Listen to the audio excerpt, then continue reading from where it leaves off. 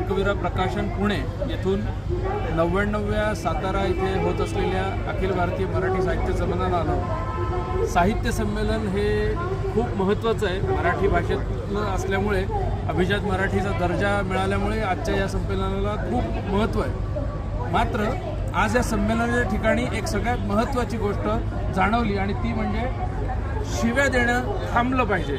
याच्यावर जो ह्या सगळ्या मंडळींचा अतिशय प्रयत्न चालू आहे, पराकाष्ठा करतायत ही सगळी मुलं विद्यार्थी इथं आहेत की आपण कोणालाही शिवी द्यायची नाही, आपण त्यांच्याशी चांगलं बोलूया, सत्सद विवेक बुद्धी ठेवूया। अतिशय चांगलं बोलणं म्हणजे साहित्य आहे। साहित्याची पहिली पायरी मला असं वाटतं तुम्ही दुसऱ्याशी नतमस्तक होऊन त्याच्याशी नम्रपणे बोलणं। शिवी तर चुकून सुद्धा दिली नाही पाहिजे, कारण जे तुम्ही द्याल ते तुमच्याकडे परत येईल। त्यामुळे शिवी देऊ नका, ती तुमच्याकडे रिटर्न येईल। त्यामुळे शिवी देऊ नका।